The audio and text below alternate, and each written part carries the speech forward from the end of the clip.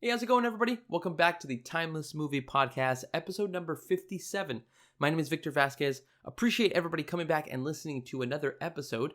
On this week's episode, we're actually covering the first new movie of 2024 that I've had a chance to see, and that movie is I.S.S, International Space Station.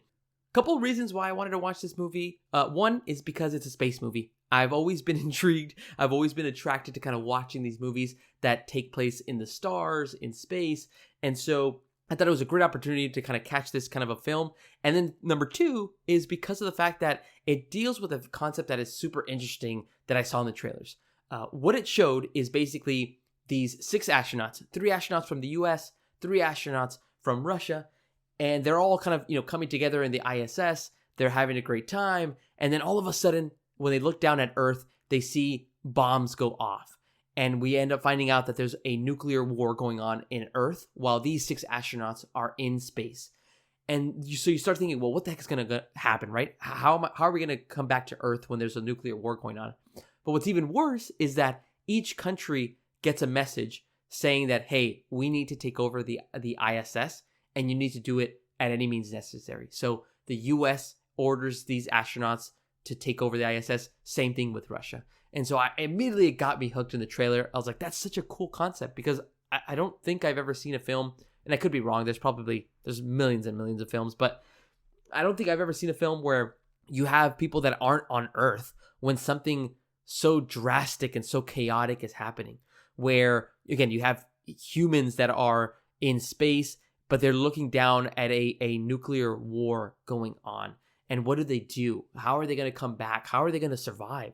So that really got my attention, and it made me just want to get tickets immediately and try to go watch this movie, hoping that it would be good as well.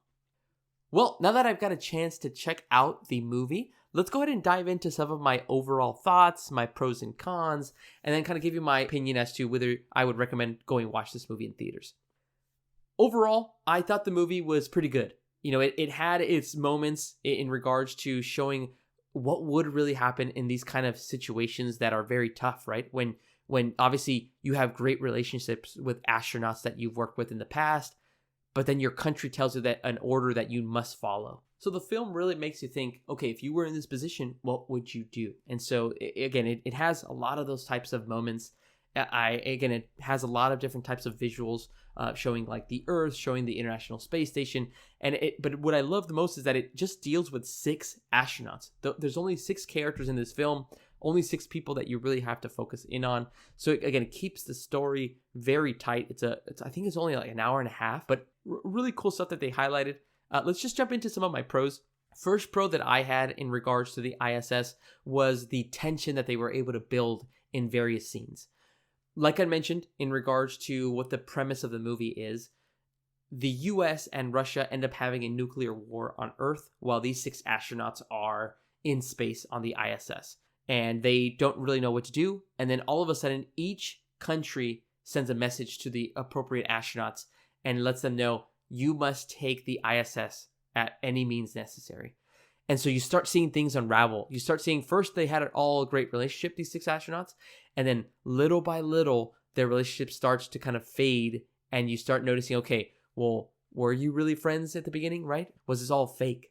And, again, it just provides a lot of tension, I wouldn't say a lot of anxiety to that kind of extent, but there is a lot of moments where, okay, you can't trust this person. Can you trust what this person is saying? What is the true, goal of these astronauts? What do they really want to do?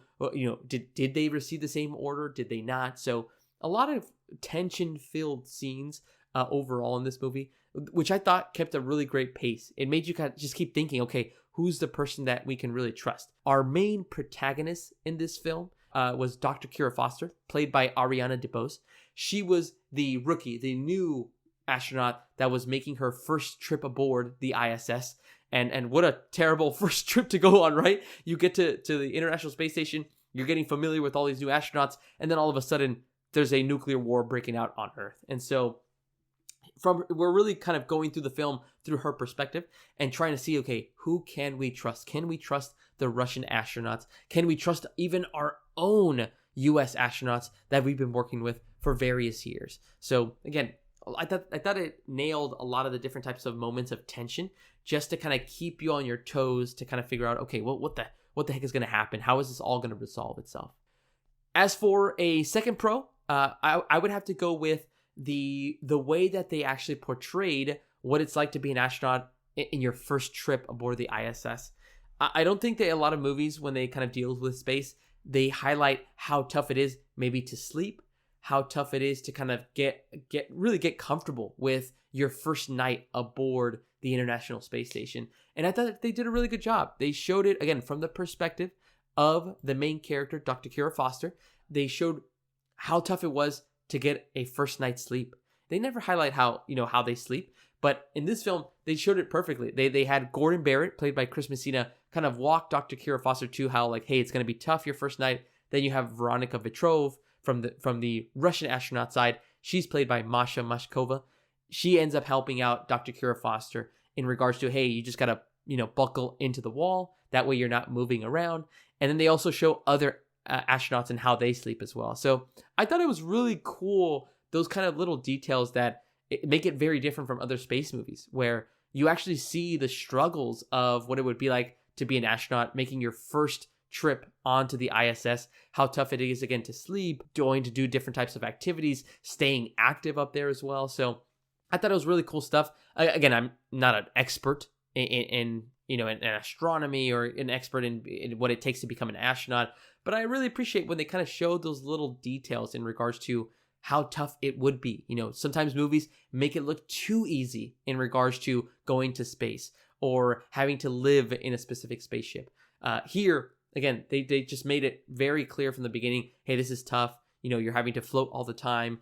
How does that impact your sleep? How are you going to kind of get what happens to the internet? Or, do you actually have Wi-Fi to be able to work on your studies? All this different stuff. So I actually really appreciated that piece of the film as well. Okay, moving over to some of the cons that I had about the movie. Just two of them that I wanted to point out. First one was the ending. The ending didn't connect with me in a way that I was looking for. I was looking for some type of good resolution and a great way to understand, okay, this is exactly what's going to happen to these astronauts after the tension that occurred, not only on Earth, but in the ISS. Spoiler warning for anybody that has not seen the International Space Station. Again, I'm just going to spoil a little bit of the ending, not the entire movie. But at the end, all that is left of the International Space Station are the two astronauts. One astronaut is Dr. Kira Foster from the U.S., and the other is Alexei Pulov, who is played by Palu Asbek from the Russian astronauts. Those are the two remaining astronauts that end up surviving the ISS after all of the chaos that occurred. And the film really ends with just them getting on the Soyuz rocket, which is like an escape rocket that gets them back to Earth. And it just kind of says, like, what are we going to do? And they both answer, like, I don't know. And then they end up going right back into Earth. And the film just ends like that. And I think it was meant to have an open-ended type of an ending. But I didn't really feel it that way. I was actually hoping for more of an explanation or reasoning as to, like, well, what are they going to do if the entire Earth is basically bombed with nuclear warheads? Where are they going to go? Where are they going to land? I know that they'll probably most likely land in the ocean, but who's going to help them get out of the ship? Where are they going to end up actually living after what just occurred? And so, to me, again, I felt I wanted more resolution, and I wanted the ending to hit a lot more, and I just didn't really feel much. So that was really the unfortunate part as well. Second con that I had about this movie was the relationships of these characters and the way that they try to make you connect with them. I just unfortunately could not. I couldn't connect too much with the protagonist, Dr. Kira Foster. I wanted to know more about her background. She explains a little bit about how she's like more of like a bioengineer, how she had a girlfriend and she ended up cheating. And then that's really about it. She basically didn't have anybody to kind of call home, is kind of how they portrayed it. I just wanted more. I wanted more details and backgrounds on these characters. There's only 6 characters in this movie. I wish they could have spent a little bit more time giving us what is each character's motivation. What do they want to accomplish as astronauts? They highlight what their roles are, but besides that, there's nothing to really kind of attach yourself to. There's nothing to kind of hold on to for each one of these characters. So when, let's say bad things happen to these characters, you don't really feel much. You're like, oh, okay, yeah, they're dead now. So, or when they escape at the end, like I just mentioned, you have Dr. Kira Foster and Alexei Pulov. They survive. I don't feel like, oh yes, they survived. Thank God that they were able to make it through. It's because, again, I couldn't really connect with the characters as much. So that's more of a personal thing. Maybe if you watch the film, maybe if you had a chance to check it out, maybe you feel very differently. Maybe the characters are some, they probably speak to you and it's very relatable. To me, I just wish that the story would have delved more into the backgrounds. Considering that there's only 6 characters, I think we can spend a couple of minutes on each character, kind of getting to know a little bit about what they really want to do, what their intentions are, or maybe even just to mislead us, right? To kind of subvert our expectations as to, man, this person's really good, and then end up being bad. So again, those are really just my 2 cons: the ending and just not being able to relate to these characters that much. I wish I really could have just gotten a hold of one of these characters and be like, yeah, like this makes sense. I understand their motivations, but I just didn't really feel that overall. Okay, so like I mentioned, a couple of pros, couple of cons. I would say that, again, this film is still pretty good. I didn't hate this film. I thought it was good. I don't think you have to actually go out into the theaters and watch this. I think this is a good film that can be watched for streaming. If you're really big into space movies and you're really big into that kind of like sci-fi type of a genre, I definitely recommend watching it. But again, you can definitely wait for this on streaming. There's, again, just things that didn't connect with me, but that's just my own personal opinion. Maybe if you watch it, you might connect with some of these characters or might find it something that's at least enjoyable as well. But overall, for me, again, good movie. There's not a big difference in watching it in the cinemas. So you could definitely wait for streaming to watch I.S.S. All right, everybody, moving on to my favorite performance of the film. On this one, again, what makes it easy is that there's only 6 characters, right? So you would hope that one of these characters kind of puts on a really great performance that makes it very believable. Again, this is going to make it a little bit tough just because of my prior comment about not being able to relate to a specific character. But I will say that Alexei Pulov, played by Pulu Asbek, he was my favorite performance. Again, at the beginning of the movie, they make him seem as this Russian astronaut that is very tough, that is very mean, very straightforward and blunt. And they make him look out as like he's going to be the antagonist of the film. And then come towards the end, he's one of the surviving Russian astronauts, and he's actually the one that helps Dr. Kira Foster survive as well. He goes through a lot of pain in the movie, surprisingly. He ends up losing one of his best friends in Veronika Vetrov. He's having to kind of juggle with all these different types of tensions. And so he goes through a lot of different ranges of emotions. And again, it's just so cool how they portrayed him at the beginning as if he was going to be like this guy that was going to really cause a lot of problems. And in the end, he's really the one that's trying to help keep tensions very low between the 2 countries.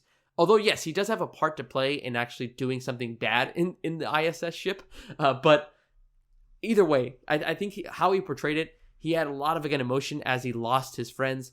Every time he would, something would happen, you could see the regret on Alexei's face, saying that, like, why is this happening? Why are we doing this? Why are we taking these actions to follow what our country is telling us to do? So really good stuff. Again, every other actor that came out in the film also did a really good job, but I got to go with Alexei Pulov, played by Pulu Asbek in I.S.S. All right, let's go ahead and jump into my favorite moment or scene of the movie. I gotta say that my favorite moments were probably any time they had kind of like fight scenes in the ISS. I know that it probably didn't respect the rules of like physics when being in, in space floating and being able to kind of like throw a punch or do some type of action. But I thought they tried to make it look as real as possible. And the scary thing of it was what happens, when somebody does perform like a specific type of a fight, or somebody ends up kind of, let's say you choke somebody out or you hit somebody across the head. What ends up happening if they get bloodied or if they end up getting knocked out and unconscious? And it was scary how they would show those types of images. Like one character got hit in the back of the head. They started bleeding. And because of, again, being in space and floating, you could see their body kind of floating in the ship. And you see the bubbles of blood just kind of going up into the top of the roof of the ISS. And so it was really crazy how they portrayed that kind of thing, because again, it's something that you don't really think about until you actually see the film. What if you ended up getting cut and having blood kind of spill out of you. Like, what would that look like in space? And so it all looked really cool. Just kind of like just different types of images that, again, you're not accustomed to seeing in most space movies. So I'm glad that they kind of at least portrayed that in the film as well. All right, everybody, we are now in the last segment where we are going to be talking about whether I.S.S. is a timeless movie. For me, as of this moment, the I.S.S. film is not a timeless movie. Again, it has a lot of cool stuff and cool ideas. To me, the concept is the best part of this movie, which is unfortunate, right? Because I was hoping that they could execute the idea and make it very interesting and something that you could rewatch over and over again. But unfortunately, I could not connect with the characters. The ending just didn't really work for me as well. Although there is, again, a lot of great tension and a lot of moments and scenes filled where it's just trying to keep you on your toes and making you guess, well, who can you really trust? As well as, again, showing off all the cool things that you would end up encountering if you were on the I.S.S. But again, it just didn't really hold up too much for me, which is unfortunate because, again, I really wanted this movie to be great. As of this moment, I don't really see myself watching this film again. But those are, again, my thoughts on I.S.S. Have you had a chance to check out this movie? And if you have, let me know down below in the comments. What did you think about I.S.S.? Did you like it? Did you like those fight scenes? Or was it just not as interesting as you thought it was going to be? All right, everybody. Thank you so much for listening to this episode. My name is Victor Vasquez. This has been episode number 57 of the Timeless Movie Podcast. I hope you all have a great rest of your week. And if you have a chance, make sure to listen to our previous episodes where I ended up covering Poor Things. That was a catch-up from 2023, as well as my top movies of 2023. I did that one with my brother, so definitely go check out those prior videos on the channel as well. Have a great rest of your week, and I'll talk to you guys later.